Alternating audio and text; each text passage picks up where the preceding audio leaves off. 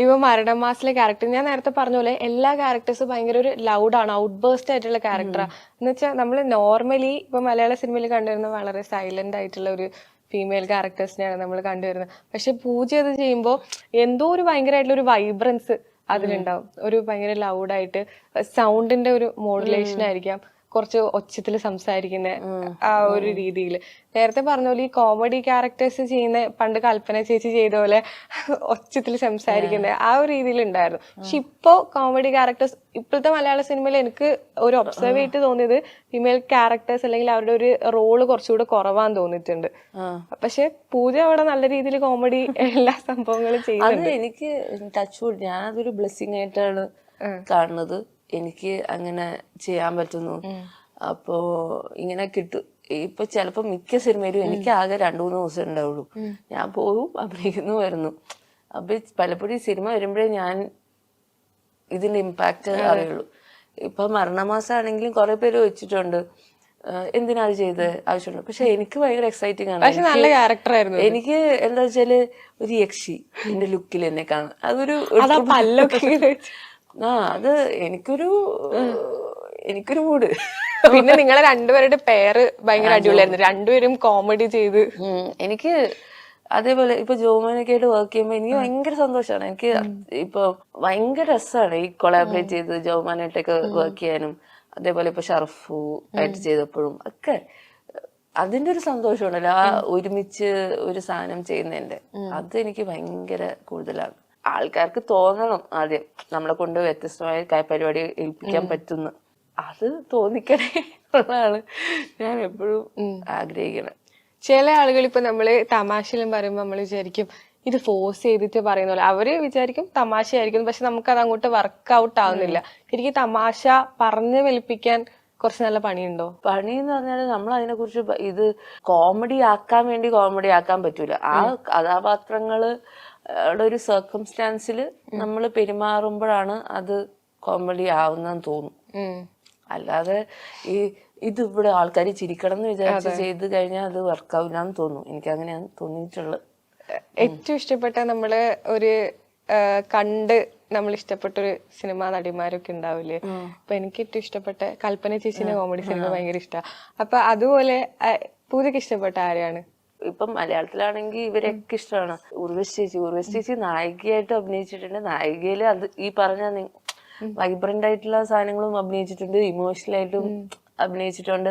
അപ്പൊ എല്ലാം കൊണ്ട് എല്ലാം പരിപാടി ഓൾറെഡി ചെയ്ത ഒരാളാണ് ഉർവശി ചേച്ചി. അപ്പൊ ഉർവശി ചേച്ചിനെ എനിക്ക് ഭയങ്കര ഇഷ്ടമാണ്.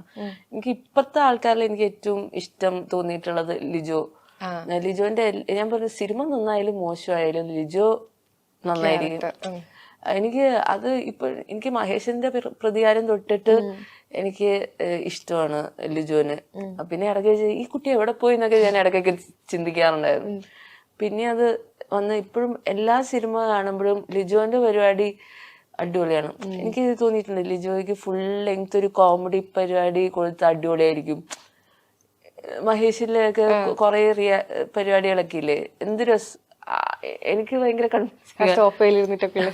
സ്റ്റോഫിൽ ഇങ്ങനെ സൗബിനെ നോക്കി ചിരിക്കണതും അങ്ങനെയൊക്കെയുള്ള. അപ്പൊ എനിക്ക് തോന്നിയിട്ടുണ്ട് ലിജോ നല്ല കോമിക് പരിപാടി ഫുൾ ആയിട്ട് കൊടുത്തു കഴിഞ്ഞാൽ അടിപൊളിയായിരിക്കും. എനിക്ക് ഇപ്പത്തെ മലയാളത്തിലെ ഏറ്റവും ഇഷ്ടം ലിജോനെയാണ്. പിന്നെ എനിക്ക് ചെറുപ്പത്തിലെ ഇങ്ങനെ നന്ദിതാദാസിനെ ഭയങ്കര ഇഷ്ടമായിരുന്നു. കണ്ണത്തിൽ മുട്ടുമുട്ട് അതൊക്കെ കണ്ടിട്ട് അങ്ങനെ. പിന്നെ ഹിന്ദിയിലൊക്കെ ഉണ്ട് കുറെ പേര്, ഈ സീരീസിലൊക്കെ വന്നിട്ടുള്ള കുറെ ആക്ടേഴ്സിന് എനിക്ക് ഇപ്പൊ Shefali Tillotama Shome. Tillotama Shome is my favourite actor in the country at the moment. അങ്ങനെ എന്താ വെച്ചാൽ ഇവരൊക്കെ വളരെ ഡിഫറെന്റ് ആയിട്ടുള്ള റോൾസ് ആണ്. ഭയങ്കര വില്ലത്തിയായിട്ട് അഭിനയിക്കും, പിന്നെ സാധാരണ പണിക്കാരി അങ്ങനത്തെ റോൾസിലും അഭിനയിക്കും. ഭയങ്കര സ്റ്റൈലിഷ് ആയിട്ട് അഭിനയിക്കാൻ പറ്റുന്നു. എനിക്ക് അതാണ് തിലോത്തമയിൽ ഭയങ്കര ഇഷ്ടപ്പെട്ടൊരു കാര്യം. പുള്ളിക്കാരി മെയ്ഡായിട്ട് അഭിനയിച്ച സിനിമ അതേ പറഞ്ഞു. അത് കഴിഞ്ഞിട്ട് ഡൽഹി ക്രൈം 2 ഭയങ്കര നമുക്ക് പേടിയാവും. ഇങ്ങനെ ആലോചിക്കുമ്പോ തന്നെ പേടിയാവുന്ന പോലത്തെ ഒരു വില്ലൻ ക്യാരക്ടർ ചെയ്തു. അപ്പം അങ്ങനെ എനിക്ക് ഏറ്റവും ഇപ്പത്തെ ഫീമെയിൽ ആക്ടേഴ്സിൽ എന്റെ ഏറ്റവും ഫേവറേറ്റ് തിലോത്തമ ഷോമാണ് മൊത്തത്തിൽ നോക്കുമ്പോൾ. എന്ത് ടൈപ്പ് ഓഫ് ക്യാരക്ടേഴ്സ് ചെയ്യണം എന്നാണ് ആഗ്രഹം? ഇപ്പൊ ഒരുപാട് ക്യാരക്ടേഴ്സ് ചെയ്ത്, നേരത്തെ പറഞ്ഞ യക്ഷി ക്യാരക്ടർ ഒന്ന് ട്രൈ ചെയ്യണം എന്ന് ആഗ്രഹം ഉണ്ടായിരുന്നു. അപ്പൊ ഇനി ട്രൈ ചെയ്യണം എന്ന് വിചാരിക്കുന്ന ഒരു ക്യാരക്ടർ എങ്ങനത്തൊക്കെയാണ് മനസ്സിലുണ്ടാവും? ആലോചിച്ചാൽ അതിനെ കിട്ടൂല. പക്ഷെ ഇതേപോലെ പല ഷെയ്ഡ്സും ഉള്ള കുറച്ചുകൂടെ സീരിയസ് ആയിട്ടുള്ള വേഷങ്ങളാണെങ്കിൽ ഇങ്ങനെ വില്ലൻ വേഷങ്ങളൊക്കെ ഒക്കെ ചെയ്യണം എന്നൊക്കെ ആഗ്രഹമുണ്ട്. ആൾക്കാർ വിളിക്കട്ടെ. ആരെങ്കിലും കൂടെ അസോസിയേറ്റ് ചെയ്യണം, നേരത്തെ പറഞ്ഞല്ലോ കൊളാബ് ചെയ്യുന്നത് ഭയങ്കര ഇഷ്ടമാണ്, ആക്ടേഴ്സിന് കൂടെ ചെയ്യാൻ പറ്റി. അപ്പൊ അതുപോലെ ഏറ്റവും കൂടുതൽ നമുക്ക് ആഗ്രഹം ഉണ്ടാവില്ല, എനിക്ക് ഇവരുടെ കൂടെ അഭിനയിക്കാൻ പറ്റിയെങ്കിൽ, ഇവരുടെ കൂടെ ഒരു സ്ക്രിപ്റ്റ് ചെയ്യാൻ പറ്റിയെങ്കിൽ നന്നായിരുന്നു എന്ന് തോന്നൂലേ? അതുപോലെ അങ്ങനെ തോന്നിയിട്ടുള്ള ആരെങ്കിലും ഉണ്ടോ? എനിക്ക് ഇപ്പോഴും ആഗ്രഹം ഈ മമ്മൂക്കാന്റെ കൂടെ ഉള്ള മീൻസ് ആ സിനിമകളിൽ ഞാൻ അഭിനയിച്ചിട്ടുണ്ട്. പക്ഷെ അങ്ങനെ ഭയങ്കരമായിട്ടുള്ള ഒരു ഇന്ററാക്ഷൻ സ്പേസിൽ പറ്റിയിട്ടില്ല. അങ്ങനെ ഒരു അവസരം ഈ അടുത്ത് വന്നിട്ടും അത് പല കാരണങ്ങൾ കൊണ്ട് ചെയ്യാൻ പറ്റിയില്ല. അപ്പൊ അത് ഇപ്പോഴും ഒരു ആഗ്രഹമായിട്ട് ഇരിക്കുന്നുണ്ട്. പിന്നെ എനിക്ക് അങ്ങനത്തെ കുറച്ച് ആക്ടേഴ്സ് ഉണ്ട്. എനിക്ക് ഗുൽഷൻ ദേവയ്യ എനിക്ക് ഭയങ്കര ഇഷ്ടമുള്ള ആക്ടറാണ്. അപ്പൊ ഇനി കഴിഞ്ഞ ദിവസം നിമിഷ ഫോട്ടോ എടുക്കുമ്പോൾ ഞാനിങ്ങനെ ഭയങ്കര അസൂയായിട്ട് ഞാൻ റിപ്ലൈ ഒക്കെ ചെയ്തിട്ടുണ്ടായിരുന്നു. ഗുൽഷന്റെ ഇവിടെ വർക്ക് ചെയ്യണമെന്ന് തോന്നുന്നു. അങ്ങനെ കുറച്ച് പേരുണ്ട്. ഇപ്പൊ മലയാളത്തിൽ ഇപ്പൊ ഇനി അഭിനയിക്കാത്ത എല്ലാവരും എന്റെ ആഗ്രഹത്തിലുള്ള ആൾക്കാരൊക്കെ തന്നെയാണ്. എനിക്കിപ്പോ ആഗ്രഹമുണ്ട്. ഇപ്പൊ ലിജോ ആയിട്ട് അഭിനയിക്കണം, ഇപ്പൊ ദിവ്യപ്രഭ ആയിട്ട് അഭിനയിക്കണം, പിന്നെ ചിന്നു, ഇങ്ങനത്തെ പെമ്പിള്ളേരെല്ലാരും കൂടെ ഉള്ളൊരു പടം ഉണ്ടായിരുന്നെങ്കിൽ അടിപൊളിയായിരുന്നു. എന്താ വെച്ചാൽ ജനറൽ ഒരു ഇന്ററാക്ഷനിൽ ഇവരൊക്കെ എന്ത് രസമാണ്. അപ്പൊ അങ്ങനത്തെ ഒരു ഇങ്ങനെ ഫൺ മീൻസ് കരച്ചിലും നിലവിളിയായിട്ടുള്ള പരിപാടിയല്ല, ഒരു നഗറൊക്കെ പോലത്തെ ഒരു ഫീമെയിൽ വെർഷൻ. ഇപ്പൊ രോമാഞ്ചം പോലത്തെ ഒരു ഫീമെയിൽ വേർഷൻ ആവാം. അപ്പൊ ആ സ്പേസിൽ ഉണ്ടാകുന്ന ഇന്ററാക്ഷൻസ് തന്നെ വേറെ ആയിരിക്കും. അപ്പൊ അങ്ങനെയൊക്കെ ഒരു ആഗ്രഹമൊക്കെ ഉണ്ട്. സിനിമ ഇപ്പൊ എന്ന് പറഞ്ഞാൽ എനിക്ക് സിനിമ കാണുന്നത് ഭയങ്കര ഇഷ്ടമാണ്. ഇപ്പൊ സിനിമ കാണുന്ന ആളുകൾക്ക് മൊത്തം ഈ ടെക്നിക്കൽ സൈഡ്സ് ഒന്നും അറിയണമെന്നില്ല. പക്ഷെ നമ്മളിങ്ങനെ വെറുതെ നമ്മളൊരു മൂഡ് എലിവേറ്റ് ചെയ്യാൻ വേണ്ടിട്ട് നമ്മള് ലൈഫ് മൊത്തം സിനിമയാണ്. തിയേറ്ററിൽ പോയി ചിലപ്പോൾ സിനിമ കാണാനുണ്ടാവും. നമ്മൾ ഓരോ മൂഡിനനുസരിച്ച് നമ്മൾ ഓരോ സിനിമാസ് കാണും. പൂജയ്ക്ക് ഏറ്റവും ഇഷ്ടം ഒരു കംഫർട്ട് ആയിട്ടുള്ള ഒരു സിനിമ പറയാൻ പറഞ്ഞാൽ ഏതൊക്കെയായിരിക്കും? കംഫർട്ടായിട്ട് എന്നും ഏത് സമയത്ത് വേണമെങ്കിലും കാണാന്നുള്ളത് എനിക്ക് മണിച്ചിത്രത്താഴ് റിപ്പീറ്റ് വാല്യൂ ഉള്ള എപ്പോ വേണമെങ്കിലും മീൻസ് ഇടക്ക് വെച്ച് കാണാൻ തുടങ്ങിയാലും ഓക്കെയാണ്. ഈ അടുത്ത് എനിക്ക് പടക്കളം കണ്ടപ്പോ എനിക്ക് തോന്നി ഇതൊരു കംഫർട്ട് സിനിമയാണ്. ഞാൻ തിയേറ്ററിൽ പോയി കണ്ടു, ഇന്നലെ ഓട്ടിട്ടില്ല.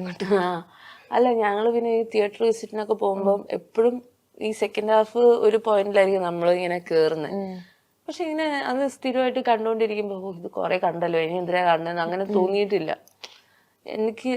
എനിക്ക് ആ പടം ഭയങ്കര രസമായിട്ട് ഇങ്ങനെ എപ്പോ വേണമെങ്കിലും കണ്ടിരിക്കാൻ പറ്റുന്നു. ഈ അടുത്ത് തോന്നിയ പടക്കളം നമ്മള് തിയേറ്ററിൽ ആദ്യം കാണുമ്പോ ഒരു ഹിസ്റ്ററി ബാക്ക്ഗ്രൗണ്ടിൽ കഥ പറയുന്നത്, എന്താ ഇത് സംഭവം, ഇനി വല്ല ചരിത്ര സിനിമയായിരിക്കും.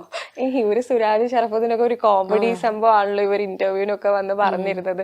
പിന്നെ ഒരു റേഞ്ച് കോളേജ് വൈബിലേക്ക് വരുന്നത്. പിന്നെ ഇവര് ബോഡി സ്വാപ്പ് ആകുമ്പോ അങ്ങോട്ടും ഇങ്ങോട്ടും എല്ലാ മാനറിസും വരുന്നു. അവസാനം ഷറഫുദ്ദീൻ സുരാജന്റെ ക്യാരക്ടറായിട്ട് മാറുമ്പോ പുള്ളിങ്ങനെ നോക്കുന്ന ഒരു നോട്ടമൊക്കെ ഉണ്ട്. അങ്ങനെ ഏറ്റവും എക്സൈറ്റഡ് ആയിട്ട് ആ ഒരു ഫിലിമിൽ വർക്ക് ചെയ്തപ്പോൾ ഉണ്ടായിരുന്ന എന്തെങ്കിലും ഒരു ഫണ്ണി മൊമെന്റ്സ് അല്ലെങ്കിൽ ഏറ്റവും മെമ്മറബിൾ ആയിട്ടുള്ള ഒരു മൊമെന്റ് അങ്ങനെ എന്തെങ്കിലും ഉണ്ടോ? ഞാനത് പറഞ്ഞ ഓടിപ്പോയി ഓടിപ്പോയി ആകെ 3 ദിവസമേ ഷൂട്ട് ചെയ്തിട്ടുള്ളൂ. അപ്പൊ അതിലാണെങ്കിലും ഇതന്നെ ഇപ്പൊ സുരാജേട്ടൻ എനിക്ക് ഇതേപോലെ കൂടെ അഭിനയിക്കണം എന്ന് ഭയങ്കര ആഗ്രഹമുള്ള ഒരാളായിരുന്നു. എന്നുവെച്ചാ അത് ബിക്കോസ് സുരാജേട്ടൻ. അപ്പൊ ആദ്യത്തെ അതിലെ ഷൂട്ട് നമ്മള് മറ്റേ കോളേജിലുള്ള സീനായിരുന്നു. അപ്പൊ അത് ഇങ്ങനെ ഒരുമിച്ച് ഉള്ളൊരു സ്പേസില് അത് തന്നെ ഒരു ഭയങ്കര മെമ്മറബിൾ ആയിട്ടുള്ളൊരു മൊമെന്റ് ആയിരുന്നു. അപ്പൊ ഷർഫിന്റെ കൂടെ കൂടുതൽ കംഫർട്ടാ ഉള്ള. പിന്നെ അതില് എനിക്ക് എല്ലാ ടെക്നീഷ്യൻസിന്റെ കൂടെ വർക്ക് ചെയ്യുമ്പോഴും ഒരു എന്തെങ്കിലും നമ്മൾ പുതിയത് പഠിക്കും. ഇപ്പൊ അനുചേട്ടനാണ് ഇത് ഷൂട്ട് ചെയ്ത് ഈ പടക്കള. അനുചേട്ടൻ ഭയങ്കര സീനിയർ ആയിട്ടുള്ള സിനിമാറ്റോഗ്രാഫറാണ്. അപ്പൊ അനുചേട്ടൻ എങ്ങനെയാണ് സിനിമയെ കാണുന്നത്, പിന്നെ ഇവരൊക്കെ തന്നെ എക്സൈറ്റഡ് ആവുന്ന നമ്മളൊരു ഗുഡ് സീൻ ഇങ്ങനെ അനുചേട്ടൊക്കെ ഇങ്ങനെ പറയും, ഗുഡ് സീൻ. അതൊക്കെ എനിക്ക് ഭയങ്കര രസമായിട്ട് തോന്നിയിട്ടുണ്ട്. അവസാനം ഇപ്പൊ